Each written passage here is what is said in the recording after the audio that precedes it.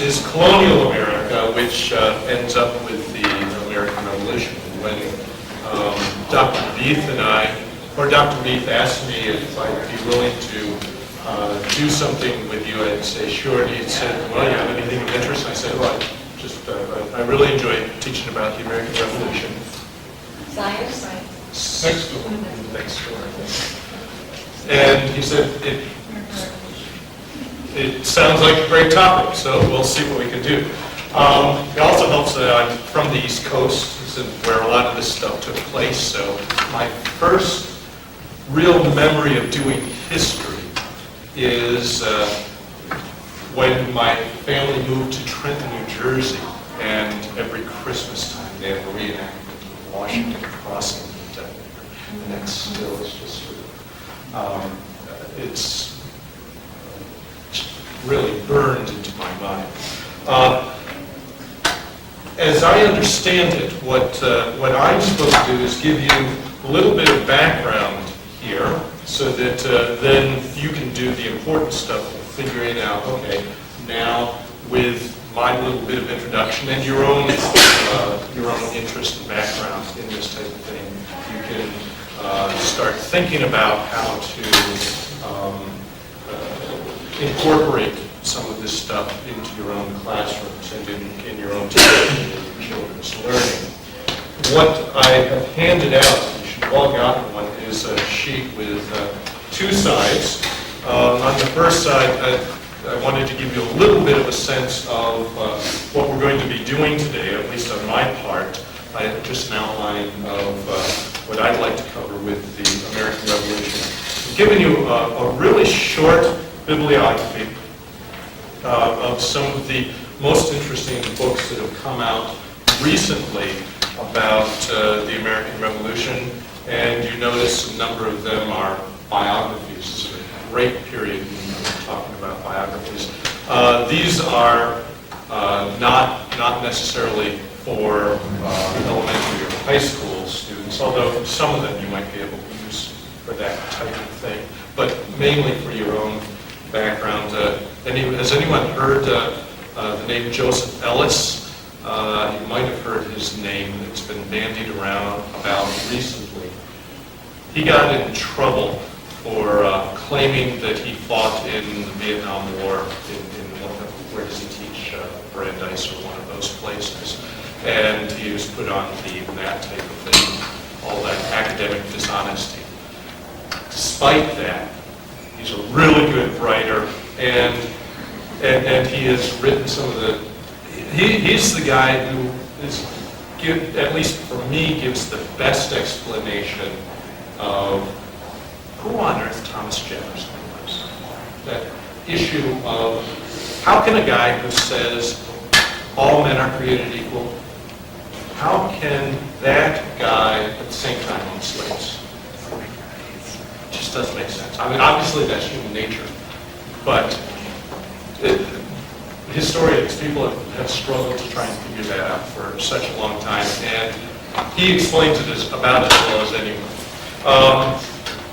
I also, let's see, I believe I have an example of a Christian who's a historian, very well-known historian, a guy by the name of Nathan Hatch, has done marvelous work on Christianity, the history of Christianity, and he looks at Christianity at about the time of the American Revolution, and he wrote a book a couple of years ago called The Democratization of American Christianity. So despite what you might hear, that yes, there are some Christians in higher education who do very good work. I believe Nathan Hatch is at the University of Notre Dame. Anyways, on the back is just an outline and chronology of some of the major events in the period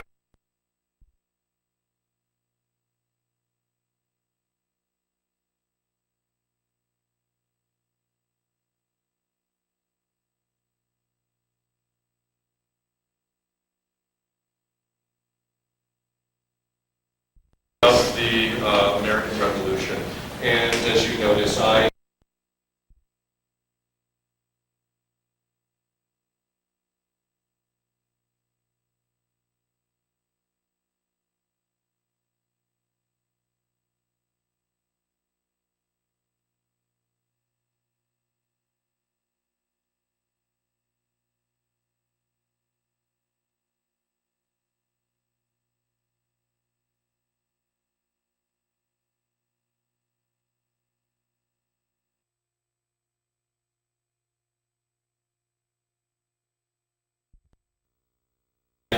from about 1760 to about 1789.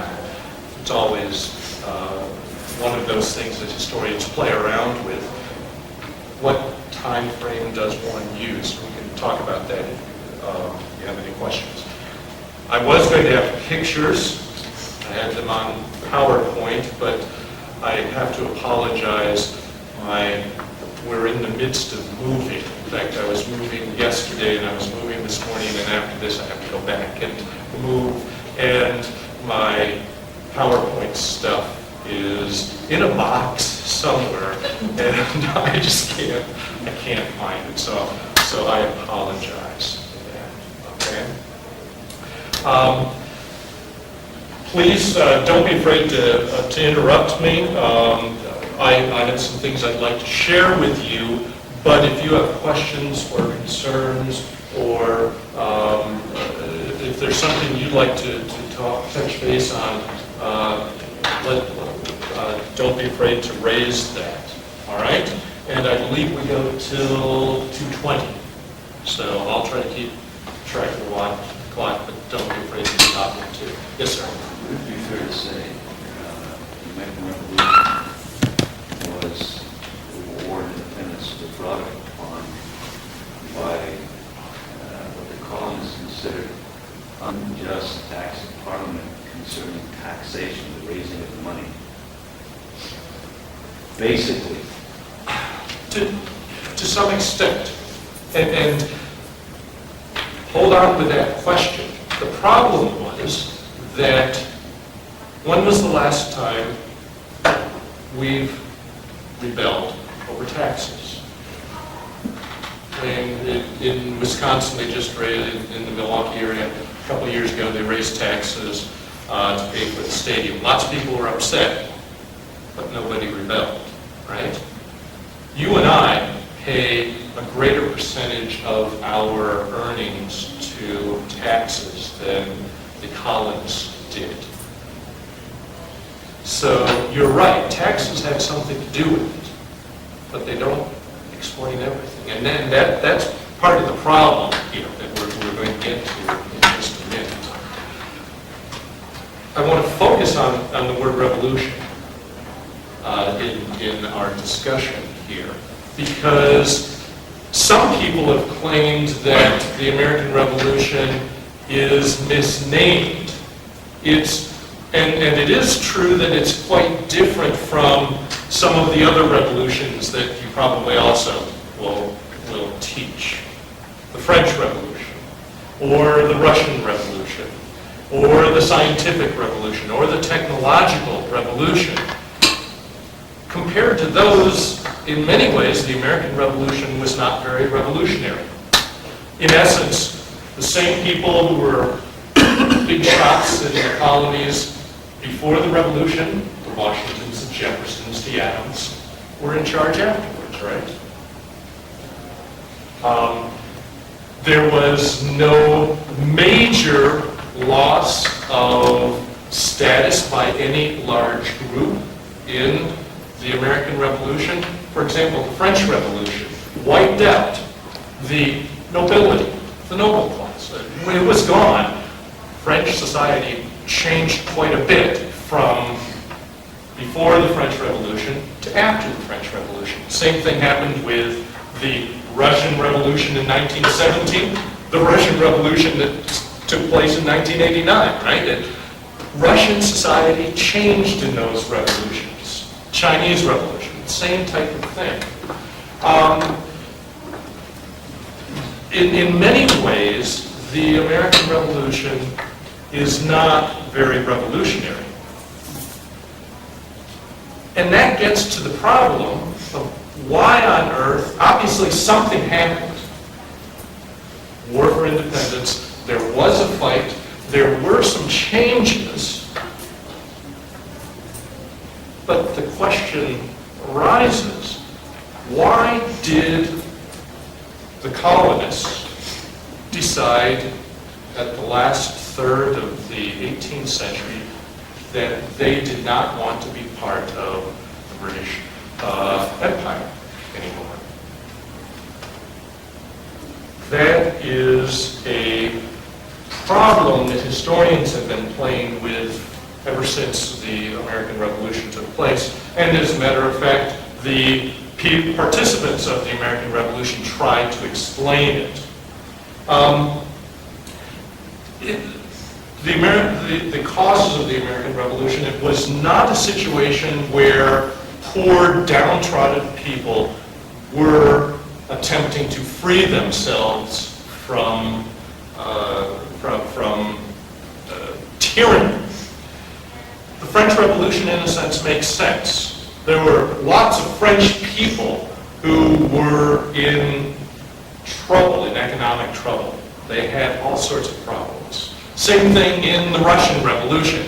Despite what anyone thinks of Lenin and Stalin and all those guys, they hit a nerve among a lot of Russians who said, yes, there's something wrong with Russian, with Russian society, and something needs to be changed. That wasn't true in the American colonies in the 18th century. In some ways, the American colonists of the 18th century probably had, overall, in a general sense, probably had a better standard of living than virtually anywhere else in the world.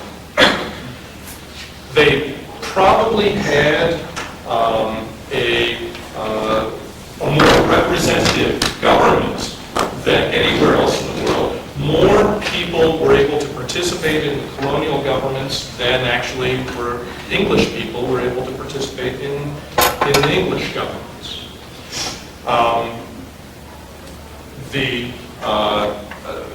I mentioned before, taxes.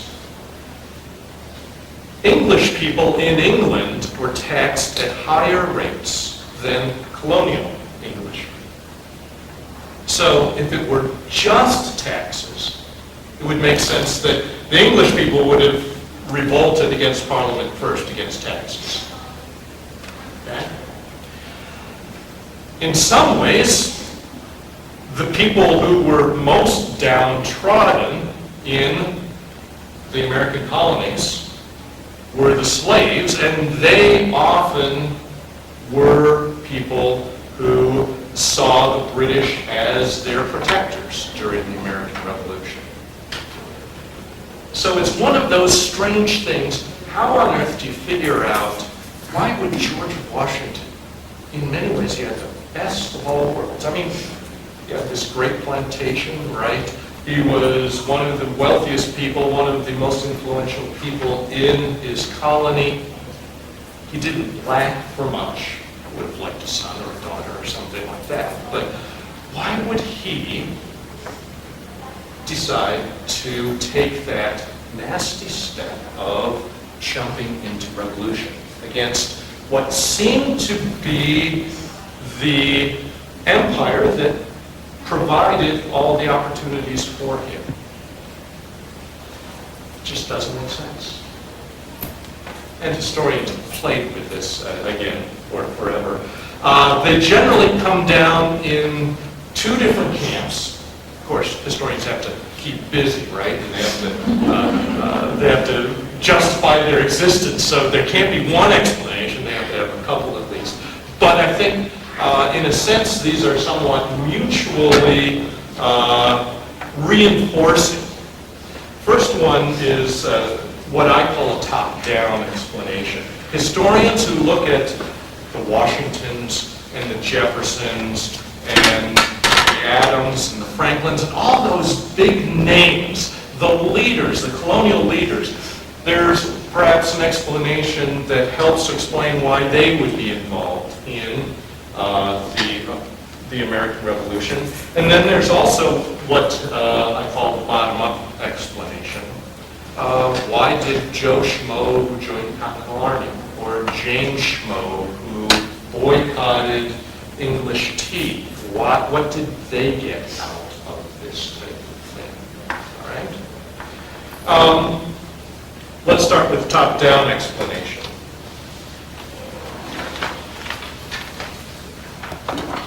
According to this explanation, the American Revolution came about because the colonial elites, the Washingtons and the Jeffersons, saw a threat to their place in society,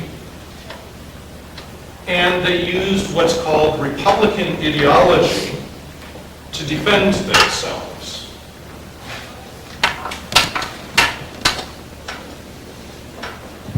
Republican with a small r here in this case.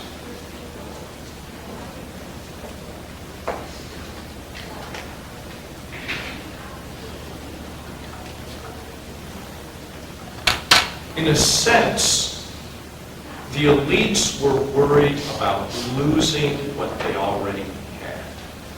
So they saw that threat to what they had, and they took steps to protect what they had. Up until even 1775 and 1770s, most of these guys, the big name guys that we've talked about, and mainly men here, they saw themselves as good English citizens. They saw themselves as good Englishmen. They often they identified themselves as colonists, but they also saw themselves as good Englishmen. And with that citizenship, they identified a number of different rights, especially and responsibilities, that separated English people from other people in the world. Things like republicanism, this idea of representative government that went all the way back through, or back to Rome, and came up through Parliament, and had been transferred into the colonies. Each of the 13 colonies had its own representative assembly, and with elections and popularly elected individuals. And they saw that as a major sense of identity of who they were and what made English different from the rest of or from other Europeans. They also gloried in the idea of balanced government.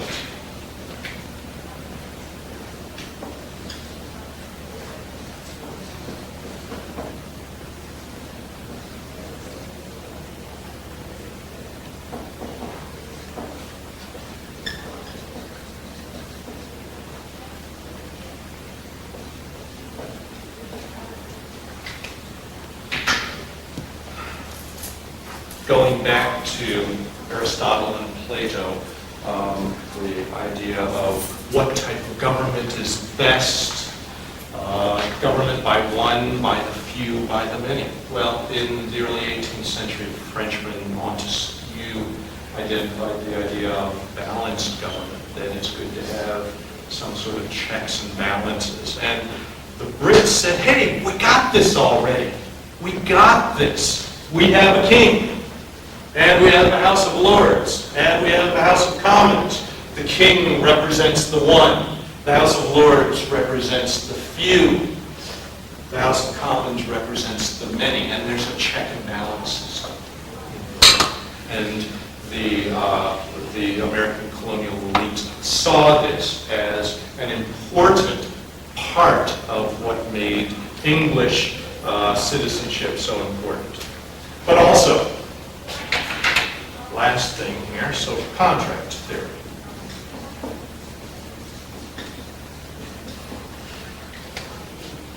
These guys were well read. They were involved in international correspondence, and these people had read some of the stuff by Hobbes and Locke, and the idea that government is not necessarily divinely ordained. They rejected the idea of absolutism, such as the French tried to practice. instead going with the idea that it's humans who form governments, and if humans can form governments, then they have the right to disband governments. Right? Now, after 1760, when the British government had won the French and Indian War and had consolidated virtually all of North America under British rule, British government had a financial problem, not unlike federal government today. Wars cost money, and British government was running into debt, and it was looking for new sources of revenue. As I had mentioned before, English taxes were quite high, so the Brits said, the British government essentially said, well, since much of the French and Indian War, or the 7 Years' War, was fought to protect the 13 colonies, then the colonists there should help to pay for that war. And this is to get back to the taxes issue. From 1763 till 1776, the story of the American Revolution, or the causes of the American Revolution, is the story of the British government looking for ways to raise revenue in the colonies to pay off its debts, and the American colonists saying, hey, why are you asking us to pay for them? We don't have any participation in that, no taxation without representation, and that type of thing. All right? The Stamp Act, the Townsend duties, the coercive acts, the tea acts, all of those different acts there were attempts by the British government to say, we need to pare down our debt. Colonists, help us pay for this stuff. The colonial elites, of course, were worried about their pocketbooks, but they were perhaps even more worried about the precedent that this would set. They said, you know what? Hey, we don't have any representation in Parliament. For the past 150 years, Parliament hasn't been able to directly tax us. How dare you do that now? Check and balance system didn't seem to be working here. We don't have any access into the government and that type of thing.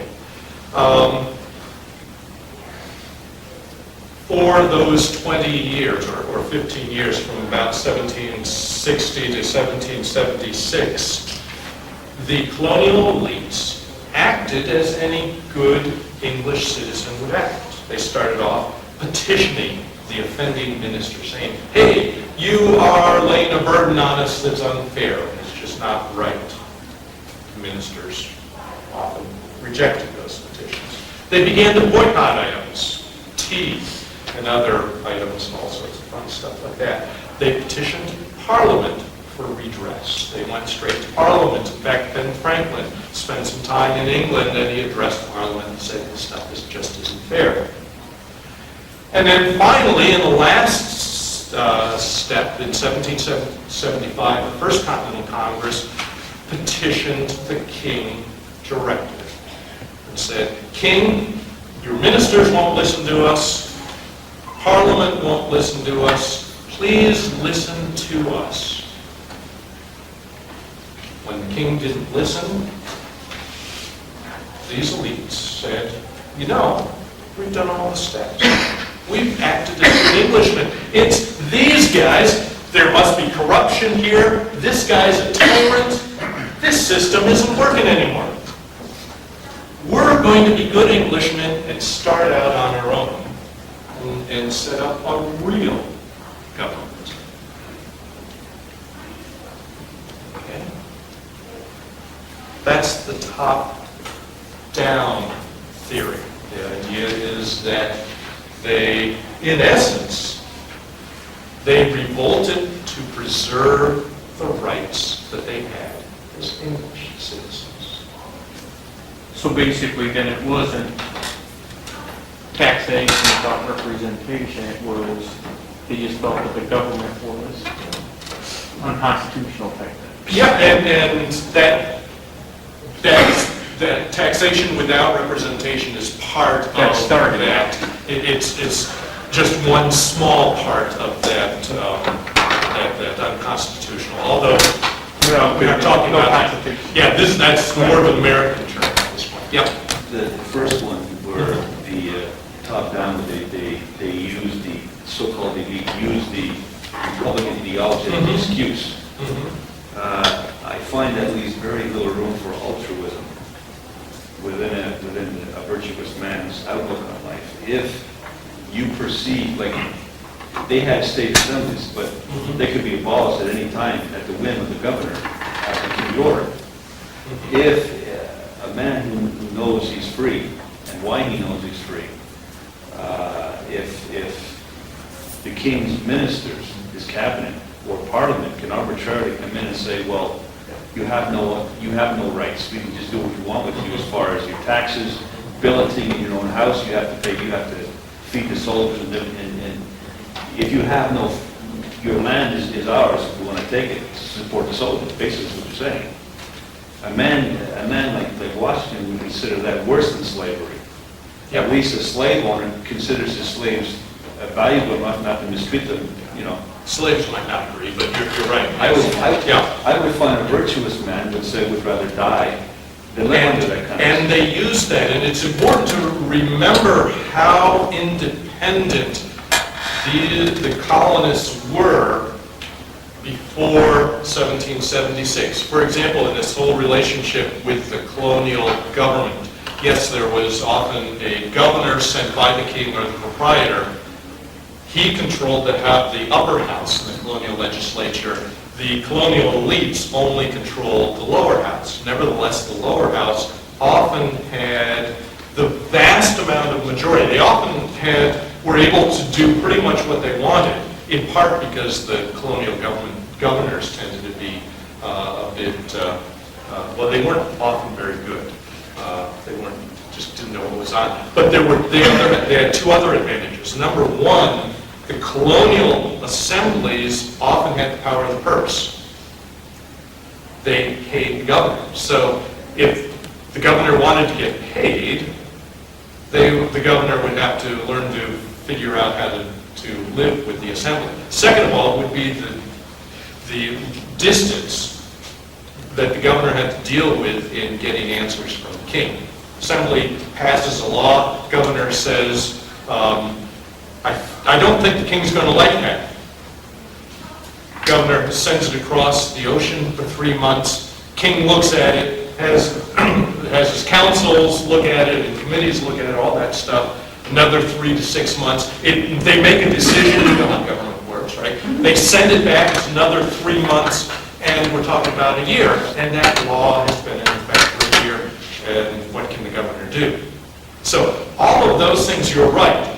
The colonial elites had worked with a great measure of independence before this time. After 1760, British government says, you know, we need your help here. We need to clamp down on any number of things. Did they, as an instrument, did they not have the historical precedent as well as Civil War, England, Cromwell, King James? Yeah, although you don't see the Americans using that example. I'm just saying the precedent of saying we rebel against tyranny. Instead, they would use the example of the Glorious Revolution of 1689, that was the bloodless revolution. Cromwell raised the issue of social revolution also, and the levelers and the diggers and all those wild and crazy guys and everything. Anyways, we do need to move on here. Bottom-up explanation, again, comes from historians who do social history, in other words, history of people like you and me. Why would people like you and I, who weren't the rich and famous, the elite, have been involved in the American Revolution? And according to this theory, the American Revolution came about when changing socioeconomic conditions encouraged regular people to attempt to change their condition. let me identify a couple of changes going on in or by the middle of the 18th century. I said before that perhaps the 18th century Americans were some of the wealthiest people in the world per aggregate. There was a very small distance between the very rich and the very poor. But by the middle of the 18th century, we see a growing gap between the rich and the poor. That while the gap was not very large, it was growing noticeably larger. For example, by 1750, we see the beginning of orphanages and places, homes to deal with indigent people. We see the beginnings of bread riots for the first time in American history. And any number of issues like that. Not too many. And one of those interesting things where the bread riots took place this way, they thought a baker was charging too much for bread. There were problems with inflation because of the series of wars beforehand. Bakers had to raise their money, their prices, and poor people who used bread as the staple had much more trouble affording to buy the bread. The bread riots generally worked out in that they would break into the bakeries and they would take bread and pay what they thought was the fair price for the bread. Okay, that type of thing went on. Second of all, another rising tension was between the frontier region and the more settled regions along the coast. Many areas along the coast had been settled for 100, 150 years by the 1760s. Of course, people were moving closer to the Appalachians, just beginning to cross the Appalachians. Daniel Boone in the 1770s moved into Kentucky and that type of thing. And we see quite a different society and culture. And the people tended to have different needs and expectations about the role of government and that type of thing. In the early 1770s, there were actually some clashes in the North Carolina and South Carolina. It's called the Regulator Rebellions. Regulators were Westerners in either North or South Carolina who thought that they were not being represented fairly in their colonial assemblies, that the elites back home in the eastern part of their colonies were taking advantage of them, raising their taxes and doing all sorts of stuff like that. And there were actually a number of incipient rebellions, and people lost their lives and that type of thing. There were also some challenges to religious toleration going on. The American colonists, by and large, were Protestant, and of course one of the results of the French and Indian War was that the British had gained Canada, which at that point was almost completely Catholic. And the Protestants were worried, oh no, what's that going to mean for us? And especially in the 1770s, it seemed like the British government was giving preference to the Catholic Canadians at the expense of the Protestant colonists. So there were all sorts of issues like that going on, just enough that people were uncertain. Regular people seemed to be uncertain. Uncertainty is always the danger. Of course, British laws provided, and British tradition provided people with avenues to respond to such uncertainty. Again, petitions and boycotts and parades and demonstrations and riots, and then finally later joining militias. And in the end, this reaction against uncertainty, according to the social historians, was turned against the British government. according to these social historians, regular people got involved in the American Revolution because it gave them an opportunity to participate in doing something about their lives, to make some changes in their lives. Now, from what I can tell, there was probably some intermixing of those. It's not simply an elite explanation and people explanation, but I think there's some of that took place in the period from about 1760 to 1775. We need to be honest. I'm putzing as usual. Any questions, though, about causes? Yeah. People who have problems learning to get the word out, back then they issued pamphlets, newspapers of any note. Another effect of Protestantism in the colonies is that, at least among the male population and even at least in the north in the female population, literacy was quite high. The colonists were also very good at organizing committees of correspondence, were local organizations. There were clubs, and already in the 18th century there were voluntary organizations around. There were even what's that called? Young men in urban settings getting together and fighting with other groups. Pardon? Gangs, yeah, there were even gangs in places like Boston and New York and that type of thing. Yeah. So, Sorry. yeah, I blanked out. All right.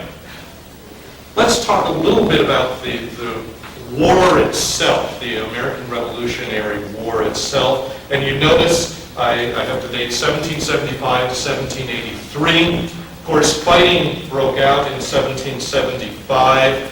The Treaty of Paris was signed in 1783. Fighting actually stopped in 1781, pretty much, with the Battle of Yorktown. In many ways, the American Revolution was not much of a revolutionary war. In many ways, it was very much a war for independence. That's a good way to describe it. It was a war for independence. Even when fighting broke out in 1775 in Lexington and Concord, most Americans saw themselves still as loyal British citizens, fighting and just standing up against tyranny and corruption. But several issues encouraged them to think about independence. For example, the British military response. British, already in 1775, went to a number of German states and hired mercenaries to bring over to the colonies to put down the rebellion. There was some bloody fighting that took place very early on. The Battle of Bunker Hill, which actually took place on Breed's Hill, was a very bloody fight in June 1775. And people were beginning to wonder, what is it that we're really fighting about? And then, the king rejected the First Continental Congress petitions, and then finally, as Angus mentioned before, there were a number of pieces of literature that helped cement people's ideas about what they're fighting for. The most famous was Tom Paine's Common Sense.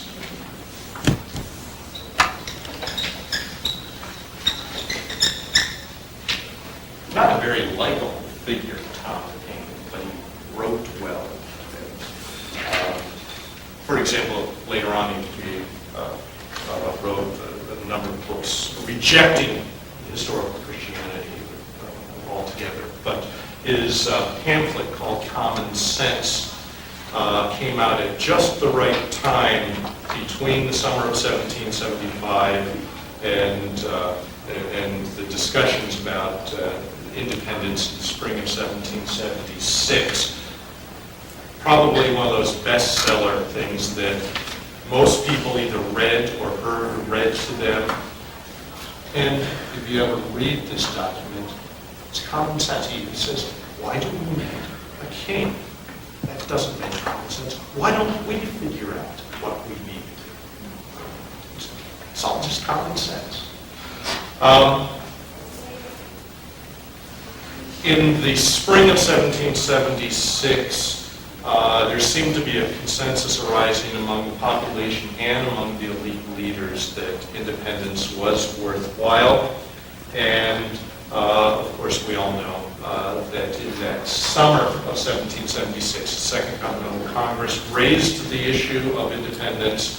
Jefferson and a group of people wrote a document called the Declaration and declared it in July, and then it became a reason for the fighting to continue. Of course, the Treaty of Paris in 1783, England recognized American independence. So in many ways, this war was a war for independence. But it was also a civil war. That's important to recognize. The American Revolution was also in many ways a civil war. Not all Americans fought for independence or even desired it. The best estimates of the breakdown of the colonial population, and this is the colonial white population here, is that 40% of the white colonists supported independence, actively supported independence. So a plurality, but not a majority of Americans. 20% actively supported the king. They remained loyalists. 20% were loyalists and actively supported the king. Often, those were people who feared the colonial elites more than they feared the king. For example, those regulators, those Westerners, often sided with the king and became loyalists because they were worried about the elites in North and South Carolina who seemed to be taking away their liberties.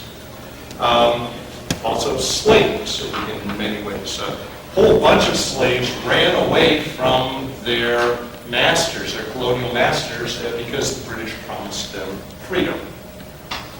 And then finally, about 40% of the population was either neutral, for example, Quakers, large population of American Quakers, who were pacifists, at least the majority of them.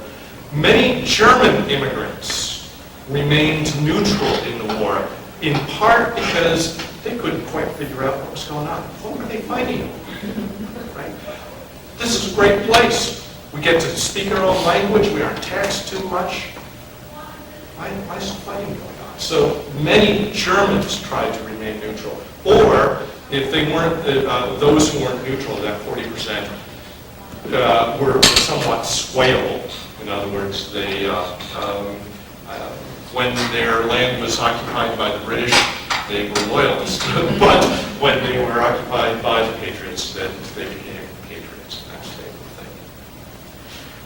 thing. There was some fighting that pitted American against American. For example, the Battle of Kings Mountain.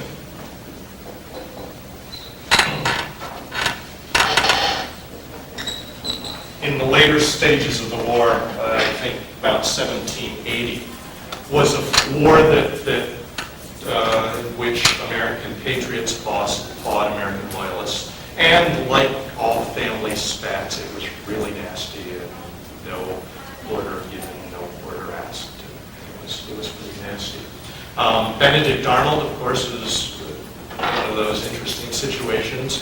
He was probably the best American patriot general in the first 4 years of the war. Was very instrumental in winning the Battle of Saratoga. But he switched sides in the middle and he became a British general and fought and led a British Army detachment for the last several years of the war. There are all sorts of stories like that. If you want to see a good movie that raises this issue about the Civil War nature, it's a movie called Mary Silliman's War.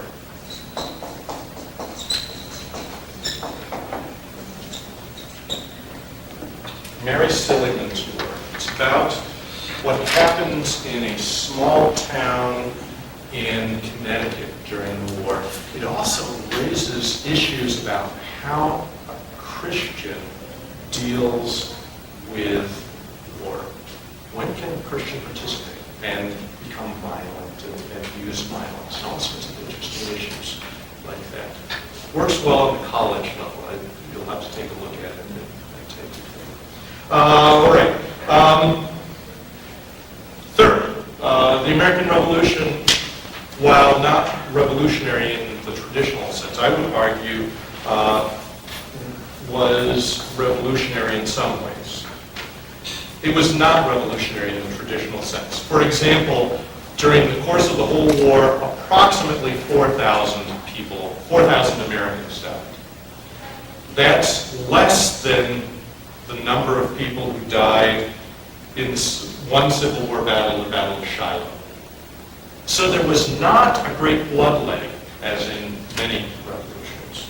In fact, at least some loyalists after the war came back into the United States and were accepted, sometimes grudgingly, sometimes not, and participated in the fabric and the growth of the United States. No great social changes took place as a result of the American Revolution. Slavery did not end. The status of women did not change. No social class lost its position. As I mentioned before, George Washington was a bigwig before. He was a bigwig afterwards. But the revolutionary nature of the American Revolution, I believe, is in the form of ideas. Americans came away with revolutionary expectations. That's what I believe is revolutionary about the American Revolution. Revolutionary expectations. The best example of this was the Declaration of Independence, written mostly by Thomas Jefferson, articulated the expectations that most Americans had coming out of the American Revolution, and he wrote some pretty revolutionary stuff. All men are created equal. God created them equal. They all have the rights of life, liberty, pursuit of happiness. Now, these things did not, as I mentioned before, they did not happen. I mean, slavery did not end. African Americans did not gain equality as a result of the American Revolution. Nevertheless, the ideas were put out there, and people had to deal with them. What does it mean that all men are created equal? And isn't that something that we're still playing around with? If you read books on the form and essence of the English Constitution, the basic tenets of the English Constitution, right by trial by jury, the right to bear arms, the right to redress grievance and so on and so forth, goes all the way back to Saxon tribal law, which they brought over from Europe to England. That's the genesis of the English Constitution. So these things which Jefferson saw not only in Greek and Roman literature, philosophy, Roman history, and so forth, but they recognized that these points of freedom go back thousands of years. The difference was these Americans said, and the Declaration of Independence was accepted pretty quickly. They said, these are the things we're founded on. These are the expectations we have. You don't find that in England or Germany. I mean, there was a sense that we're going to get this right this time. I'm not saying that at that time Germany no didn't happen, but the English law, English tradition of the rights and freedoms goes back to Saxon tribal law. So these things are not alien. They're not something that expectations that they didn't expect to have from English citizens. But if you would go to England in the 18th century, these ideas would not, you would hear them bounced around in Parliament, perhaps. But throughout most of the regular people, it just didn't make sense. There was much greater sense of deference. Let me give you just two examples of this, and then I know I have to go. One has to do with a woman by the name of Mom Bet.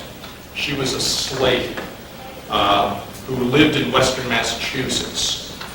In the early 1780s, she actually went to local court and sued for her freedom because she argued that the Declaration of Independence said that all men are created equal and have certain rights. And if that's true, she can't be a slave.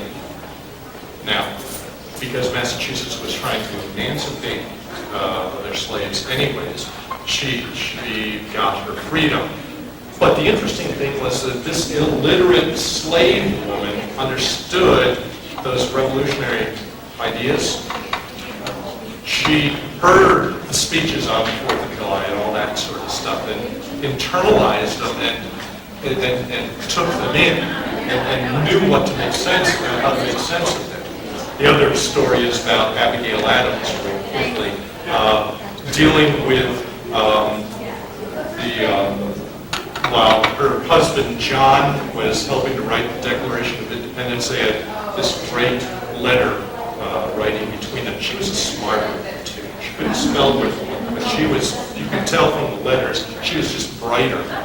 Brighter isn't the right word, but he was no dummy.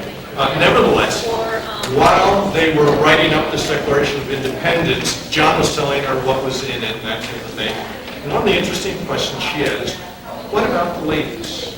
And she said, remember the ladies, and raising the question of, well, all men are created equal, but where do women fit in? Now, obviously, women didn't get the right to vote until 1920, right? But already those issues were raised at this time. I didn't even get to the results of the revolution and the Constitution. I apologize. But any other questions that I can help with? I hope I've given you a little something.